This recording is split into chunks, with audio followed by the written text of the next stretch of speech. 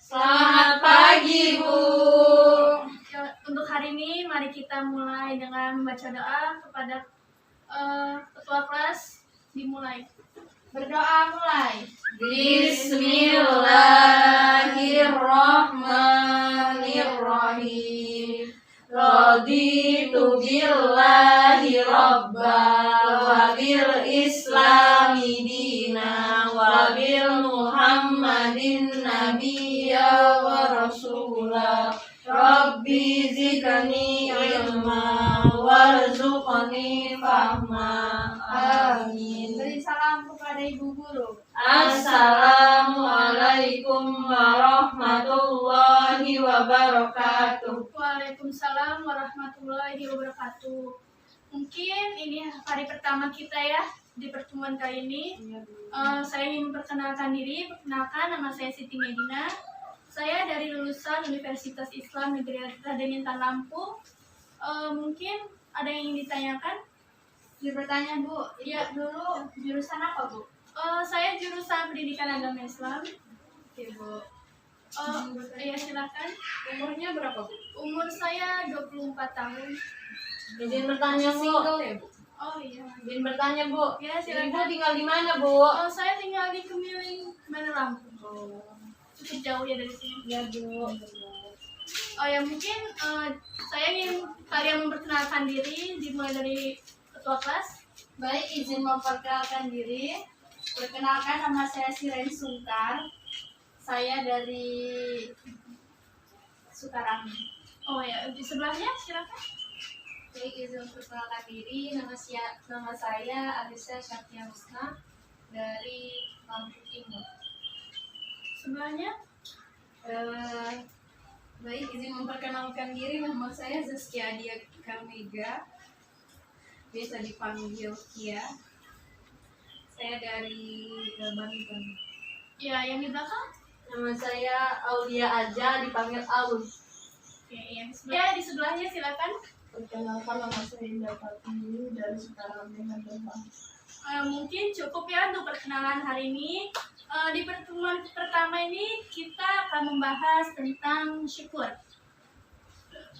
Syukur itu sendiri itu berarti berterima kasih kepada Allah Subhanahu wa taala. Sedangkan dalam kamus bahasa Indonesia itu berarti ucapan dari perasaan senang, bahagia, melegakan ketika mengalami suatu kejadian yang baik. Dan secara istilah itu syukur merupakan suatu tindakan, ucapan, perasaan senang, bahagia, lega atas nikmat yang telah dirasakan, didapatkan dari Allah Subhanahu wa taala. Banyak nikmat yang telah kita terima dari Allah Subhanahu wa taala yang apabila kita mencoba menghitungnya pasti tidak bisa mengetahui jumlahnya. Hal ini telah ditegaskan dalam firman-Nya yang artinya, dan jika kamu menghitung-hitung nikmat Allah, niscaya kamu tak dapat menentukan jumlahnya. Sesungguhnya Allah benar-benar Maha Pengampun lagi Maha Penyayang. Quran Surat An-Nahl ayat 18.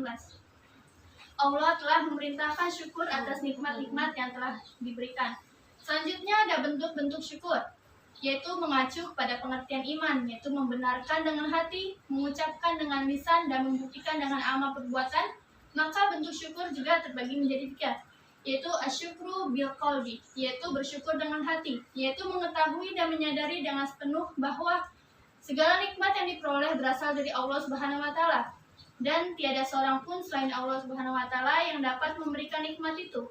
Lalu bersyukur dengan hati juga berupa rasa gembira dan rasa terhadap nikmat yang telah diterimanya. Yang kedua ada asyukru bil dinasi, yaitu bersyukur dengan lisan, yaitu mengucapkan secara jelas ungkapan rasa syukur itu dengan kalimat hamdalah. Bahkan ada beberapa doa yang diajarkan oleh Rasul sebagai ungkapan syukur atas nikmat tertentu. Misalnya doa setelah makan, doa bangun tidur, doa selesai buang hajat, dan lain sebagainya. Dan yang ketiga ada asyukru bil amali, yaitu bersyukur dengan amal perbuatan, yaitu menggunakan nikmat yang telah Allah berikan. Misalnya menggunakan anggota tubuh untuk melakukan hal-hal yang baik. Misalnya menggunakan anggota tubuh untuk melakukan hal-hal positif dan diridhoi oleh Allah. Terus jika seseorang memperoleh nikmat harta benda, maka ia mempergunakan harta itu sesuai dengan jalan Allah Subhanahu wa taala. Dan yang terakhir, jika nikmat yang diperolehnya itu berupa ilmu pengetahuan, maka ia akan memanfaatkan ilmu itu untuk keselamatan, kebahagiaan, kesejahteraan manusia, dan diajarkan kepada orang lain. bukan sebaliknya. Ilmu yang diperoleh digunakan untuk membinasakan dan menghancurkan kehidupan manusia. Sedangkan Imam Al-Ghazali menegaskan bahwa mensyukuri anggota tubuh yang diberikan Allah itu meliputi 7 anggota yang penting. Yang pertama ada mata, yaitu mensyukuri nikmat ini dengan tidak mempergunakannya untuk melihat hal-hal yang maksiat. Yang kedua ada telinga, yaitu digunakan hanya untuk mendengarkan hal-hal yang baik dan tidak mempergunakannya untuk hal-hal yang tidak boleh didengar. Yang selanjutnya ada lidah, yaitu dengan banyak mengucapkan zikir, mengucapkan puji-pujian kepada Allah Subhanahu wa taala dan mengungkapkan nikmat-nikmat yang diberikan. Yang selanjutnya ada tangan, yaitu digunakan untuk melakukan kebaikan-kebaikan terutama untuk diri sendiri maupun untuk orang lain dan tidak mempergunakannya untuk melakukan hal-hal yang haram. Yang selanjutnya ada perut, yaitu dipakai hanya untuk memakan makanan yang halal atau baik dan tidak berlebihan, yaitu mubazir. Makanan itu dimakan sekedar untuk menguatkan tubuh terutama untuk beribadah pada Allah Subhanahu wa taala. Yang selanjutnya ada kemaluan, yaitu dijaga kehormatan dari hal-hal yang dilarang oleh Allah Subhanahu wa taala seperti zina dan pergaulan bebas. Selanjutnya ada kaki, yaitu digunakan untuk berjalan ke tempat-tempat yang baik seperti ke masjid, naik haji ke Baitullah, mencari rezeki yang halal dan menolong sesama manusia. Selanjutnya ada hikmat dan manfaat syukur, yaitu membuat seseorang bahagia karena apa yang ia dapatkan akan membawa manfaat bagi ia dan orang-orang sekitarnya. Yang kedua, Allah akan menambahkan nikmat yang ia peroleh sesuai dengan janji Allah Subhanahu wa taala dan akan terhindar dari siksa yang amat pedih. Mohon maaf yang di belakang dan ngobrol. Saya lanjutkan lagi ya. Yaitu seperti yang terdapat dalam surat-surat Ibrahim ayat 7, dan ingatlah juga tak kala Tuhanmu memakhlukkan, sesungguhnya jika kamu bersyukur pasti kami akan menambahkan nikmat kepadamu, dan jika kamu mengingkari nikmatku maka sesungguhnya azabku sangat pedih. Yang selanjutnya ada orang yang pandai bersyukur, akan disukai oleh banyak orang karena ia adalah orang yang pandai berterima kasih terhadap sesama. Mungkin ini saja dapat saya sampaikan. Apakah ada yang bertanya dari materi ini? Coba tanya Bu. Ya, silakan. Mengenai bersyukur tadi, apa hikmahnya bersyukur ya Bu? Oh, kan tadi saya sudah sebutkan. Mungkin nggak mendengarkan ya, saya sebutkan lagi. Iya Bu. Baik. Ya. Hikmahnya ini ada 3. Yang pertama itu membuat seseorang bahagia karena apa yang ia dapatkan akan membawa manfaat bagi ia dan orang sekitarnya. Yang kedua, Allah akan menambah nikmat yang ia diperoleh sesuai dengan janji Allah Subhanahu wa taala dan akan terhindar dari siksa yang amat pedih. Yang ketiga, ada orang yang pandai bersyukur akan disukai oleh banyak orang karena ia adalah orang yang pandai berterima kasih terhadap sesama. Gimana? Sudah jelas? Iya Bu, terima kasih. Apakah yang lain ada yang ingin bertanya? Cukup Bu. Selanjutnya kita akan melanjutkan materi yaitu mengenai qanaah. Yaitu qanaah itu sendiri adalah sikap rela menerima dan merasa cukup dengan apa yang dimiliki serta menjauhkan diri dari sifat tidak puas dan merasa kurang. Akan tetapi qanaah bukan berarti hidup santai, malas bekerja, tidak kreatif, statis dan tidak menerima perubahan. Selanjutnya sebaliknya qanaah juga justru berfungsi sebagai dinamisator yang mendorong manusia untuk giat bekerja dalam mencapai kesejahteraan hidup. Orang yang bersifat qanaah akan tetap bekerja keras, namun hasil kerjanya akan diterima dengan rasa syukur dan rasa lega. Orang yang selalu merasa tidak cukup biasanya cenderung tidak merasakan kenikmatan yang ada dalam dirinya, yang akibatnya hidupnya akan selalu gelisah. Itu HBCABMI. Nggak tahu Bu. Sudah, saya lanjutkan ya. Yang selanjutnya ada qanaah dalam kehidupan, yaitu qanaah seharusnya menjadi sikap dasar setiap muslim, karena sikap tersebut akan menjadi pengendali agar tidak larut dan surut dalam keputusasaan dan tidak maju dalam ketamakan dan keserakahan. Dan juga sikap yang demikian perlu dibudayakan dan masyarakatkan di masyarakat agar tidak timbul rasa sikap monopoli serta sesuatu yang menyebabkan orang lain tidak mendapat kesempatan yang sama untuk meraih keberhasilan.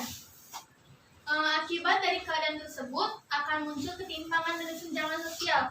Sifat qanaah juga dapat diwujudkan dalam kehidupan masyarakat dengan tidak memperlihatkan kesombongan dan keangkuhan. Dalam Quran surat Al-Kahf ayat 20 yang artinya, dan ingatlah hari ketika orang-orang kafir dihadapkan ke neraka, kepada mereka dikatakan, kamu telah menghabiskan rezekimu baik dalam kehidupan duniawimu, dan kamu telah bersenang-senang dengannya. Maka pada hari ini kamu dibalasi dengan azab yang menghinakan karena kamu telah menyombongkan diri di muka bumi tanpa hak dan karena kamu telah fasik.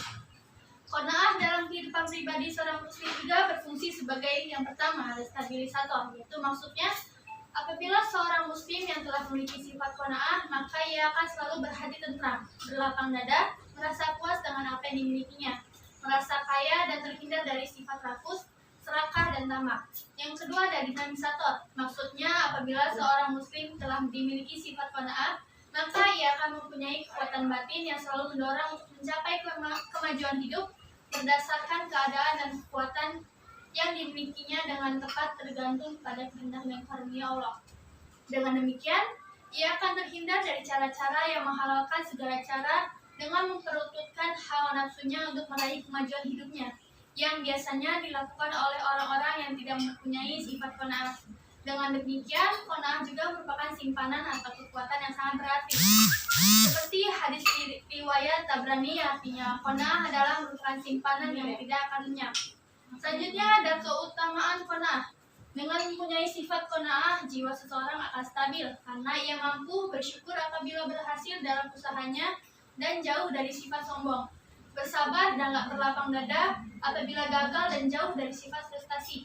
Yang selanjutnya memiliki hati yang tentram dan damai, merasa kaya dan berkecukupan, membebaskan diri dari sikap rakus dan tamak. Hidup hemat, tidak bergaya hidup lebih besar pasar daripada tiang. Menyadari bahwa harta berfungsi sebagai bekal ibadah. Dan yang terakhir, menyadari bahwa kaya dan miskin itu tidak terletak pada harta, tetapi pada hati. Seperti hadis riwayat Bukhari Muslim, bukanlah kekayaan itu terletak pada banyaknya harta, tetapi kekayaan yang sebenarnya itu adalah kekayaan hati. Mungkin itu saja yang dapat saya sampaikan. Apakah dari anak-anak ada yang ingin bertanya? Izin bertanya, Bu. Ya, silakan. Kiat memperoleh qanaah itu seperti apa, Bu? Oh, kiat untuk memperoleh qanaah. Kiat memperoleh qanaah itu untuk memperoleh sifat qanaah yang kita menempuh itu berbagai cara. Yang pertama itu dengan memperkuat keimanan terhadap takdir Allah, kesabaran dan tawakal rezeki, termasuk salah satu yang telah ditakdirkan Allah bagi setiap hambanya. Bahkan ketika dia belum lahir ke dunia dan masih berada dalam rahim sang ibu, bahkan sejak azali seluruh hal yang terkait dengan hambanya itu telah ditetapkan olehnya. Jika kita benar-benar memahami hal ini, maka rasa gelisah atas rezeki yang tidak sepatutnya terjadi. Oleh karena itu, keimanan terhadap takdir Allah merupakan fondasi yang dapat melahirkan sifat qanaah diri dengan memperkuat sifat sabar dan tawakal. Terus ada juga mentadaburi firman Allah Ta'ala dan hadis Nabi, yaitu merenungi firman-firman Allah Ta'ala dan hadis Nabi SAW yang ayat yang menjelaskan tentang rezeki dan usaha yang dikerahkan manusia untuk memperoleh penghidupan, dan semua itu berpulang pada takdir Allah. Anak-anak, ini adalah pertemuan kita yang terakhir. Kenapa, Bu? Terakhir, Bu. Karena materinya hari ini materi terakhir. Jadi Berarti ulang aja, Bu. ya. Jadi saya jelaskan dulu ya materi terakhir ini. Iya, Bu. Itu materi kita yang terakhir ini mengenai ridho dan sabar. Saya jelaskan ya. Ya, Bu. Yaitu mengenai ridho dan sabar. Pengertiannya itu sabar adalah menerima segala sesuatu yang terjadi dengan senang hati. Orang yang ridho menyadari bahwa segala sesuatu yang terjadi itu merupakan kehendak dari Allah Subhanahu wa Ta'ala. Bentuk-bentuk sabar yaitu menurut Imam Al-Ghazali, sabar adalah kesanggupan untuk mengendalikan diri. Maka kesabaran merupakan upaya pengendalian nafsu yang ada dalam diri manusia. Dalam upaya tersebut, manusia menjadi 3 tingkatan, yaitu yang pertama, orang yang sanggup mengalahkan hawa nafsunya karena ia mempunyai daya juang dan kesabaran yang tinggi. Yang kedua, orang yang kalah oleh hawa nafsunya. Ia telah mencoba untuk bertahan atas dorongan nafsunya, tetapi kesabarannya lemah, maka ia kalah. Yang ketiga, orang yang mempunyai daya tahan terhadap dorongan nafsunya, tetapi suatu ketika ia kalah karena besarnya dorongan nafsu. Meskipun demikian, ia bangun lagi dan terus bertahan dengan sabar atas dorongan nafsu tersebut. Sabar juga diterapkan dalam 3 hal. Yang pertama, sabar dalam melaksanakan ibadah, yaitu untuk melaksanakan ibadah membutuhkan kesabaran. Karena sabar untuk memulai dan sabar untuk melaksanakannya, banyak di antara kita yang kurang sabar dalam melaksanakan ibadah wajib maupun ibadah sunnah. Demikian pula saat kita sedang melaksanakan ibadah, seringkali kita tidak sadar, sehingga kualitas ibadah kita juga menjadi tidak baik. Suatu contoh, ketika kita sedang sholat, karena kita kurang sabar, maka sholat tersebut kita laksanakan dengan tergesa-gesa. Demikian pula orang yang ingin menunaikan haji, ia meski sabar untuk menabung sedikit demi sedikit dan siap mental dalam melaksanakannya. Yang kedua, ada sabar dalam meninggalkan maksiat. Dalam benak kita, mungkin kita menganggap bahwa maksiat adalah suatu yang indah, nikmat, dan mengasyikkan. Zina dianggap nikmat, judi dianggap akan membuat seorang kaya raya, mencuri merupakan cara yang praktis untuk mencari harta, mabuk-mabukan adalah sesuatu yang membanggakan, dan hal lain sebagainya. Semua anggapan tersebut tentunya bisikan setan yang dihembuskan lewat benak dan pikiran kita. Untuk menghindari perbuatan-perbuatan maksiat tersebut sungguh sangat membutuhkan kesabaran. Demikian pula dengan seseorang yang telah terbiasa melaksanakan perbuatan maksiat. Misalkan ia terbiasa mabuk-mabukan, mengkonsumsi obat-obatan terlarang, main togel, berzina, dan lain sebagainya. Nah, untuk berhenti, insaf, dan bertobat dari perbuatan-perbuatan terlarang tersebutlah sungguh merupakan perjuangan yang berat dan membutuhkan kesabaran. Yang selanjutnya ada sabar dalam menghadapi musibah. Dalam hidup ini hanya ada dua kenyataan, yaitu bahagia atau sengsara, senang atau susah, berhasil atau gagal. Tidak mungkin kita akan bahagia atau senang terus-terusan. Ada kalanya kita sedikit sengsara, susah, atau pernah mengalami gagal. Semua itu harus kita hadapi dengan sikap yang benar. Jika kita sedang bahagia, senang, dan berhasil, maka kita harus bersyukur dan ingat kepada Allah Subhanahu wa Ta'ala yang Maha Sucikan Allah, memujinya, dan beristighfar. Demikian pula jika kita mati secara cermat, siapakah manusia yang tidak mengalami ujian? Apakah yang menimpa terhadap dirinya sendiri atau keluarga? Apakah itu berupa kekurangan harta, kesehatan yang terganggu, ditinggal oleh orang-orang terdekat, dan lain sebagainya. Musibah meski dihadapi dengan sabar, tabah, dan senantiasa meminta pertolongan Allah Subhanahu wa Ta'ala agar diberi jalan keluar atau kekuatan untuk menjalaninya. Dan diberikan kabar gembira kepada orang-orang yang sabar, yaitu orang-orang yang apabila ditimpa musibah kepada mereka akan mengatakan, sesungguhnya kami adalah milik Allah dan kepada Allah kami akan kembali. Dan surat Al-Baqarah ayat 154. Nah, di samping itu juga kita harus sabar pada saat kita emosi atau marah. Dalam kehidupan sehari-hari ini kita sering menghadapi situasi di mana situasi tadi membuat kita terpancing untuk marah. Dalam kondisi seperti kita membutuhkan kemampuan mengendalikan diri dengan cara bersabar. Seperti pada surat Quran Ali Imran ayat 134, yaitu orang-orang yang menafkahkan hartanya baik di waktu lapang maupun sempit, dan orang-orang yang menahan amarahnya dan memaafkan kesalahan orang. Allah menyukai orang-orang yang berbuat kebajikan. Nah, selanjutnya ada keutamaan dari qanaah, yaitu orang yang sabar akan berhasil dalam meraih cita-citanya. Dia akan memiliki jiwa yang kuat dan tahan uji menghadapi berbagai persoalan hidup. Dan yang pasti Allah akan bersamanya, seperti pada Quran surat Al-Baqarah ayat 153, yang artinya, wahai orang-orang yang beriman, mohonlah pertolongan kepada Allah dengan sabar dan sholat. Sesungguhnya Allah beserta orang-orang yang sabar. Yang kedua, ada orang yang sabar akan dicintai oleh Allah, dan sebaliknya orang yang tidak sabar tidak dicintai Allah, bahkan justru diperintahkan mencari Tuhan selain Allah. Sebagaimana yang ditegaskan dalam hadis qudsi, maka barang siapa tidak sabar atau bala dariku dan tidak bersyukur atas nikmatku dan tidak ridla atau kodoku, hendaklah ia mencari Tuhan selain aku. Hadis qudsi. Yang selanjutnya ada orang yang sabar akan tenang, karena sesungguhnya sikap sabar dan ridho adalah mencerminkan puncak ketenangan jiwa seseorang. Ia tidak akan tergoncang oleh apapun yang ia hadapi. Orang yang ridho akan ketentuan Allah akan mendapatkan balasan ridho dari Allah Subhanahu wa Ta'ala, seperti yang tercantum dalam surat Al-Bayyinah ayat 8, itu Allah ridho terhadap mereka dan mereka pun ridho padanya. Yang demikian itu adalah balasan bagi orang yang takut kepada Tuhannya. Mungkin sekian materi yang saya sampaikan. Apakah ada yang ingin bertanya atau kurang paham? Saya persilahkan.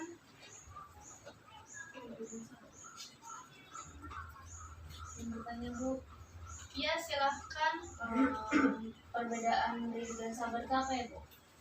Baiklah.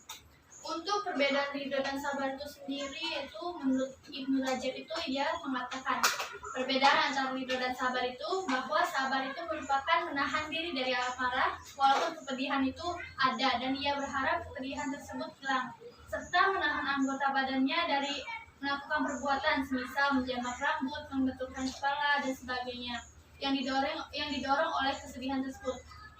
Nah, adapun ridho adalah lapang dada dengan kodok ketentuan Allah dan tidak berharap kepedihan itu hilang meskipun ia merasakan pedihnya. Akan tetapi ridhoan itu meringankan kepedihan tersebut dengan apa yang mengembirakan hatinya, yaitu berupa keyakinan dan ilmu tentang Allah dan janji Allah. Jika ridhoan itu kuat, maka hilanglah rasa pedih itu secara keseluruhan. Mungkin itu saja. Bagaimana pada anak-anak? Cukup Bu. Mungkin ini adalah pertemuan terakhir kita dari sebelum-sebelumnya. Minggu depan mungkin ini adalah pertemuan kita terakhir. Minggu depan kita akan melaksanakan ulangan harian. Maka persiapkan diri kalian masing-masing untuk menghafalkan, untuk mempelajari materi-materi sebelumnya, dan jangan lupa catat apa saja yang saya sampaikan sebelum-sebelumnya. Mungkin itu saja yang dapat saya sampaikan. Kurang dan lebihnya saya mohon maaf, dan kepada Allah saya mohon ampun. Wassalamualaikum warahmatullahi wabarakatuh. Waalaikumsalam warahmatullahi wabarakatuh.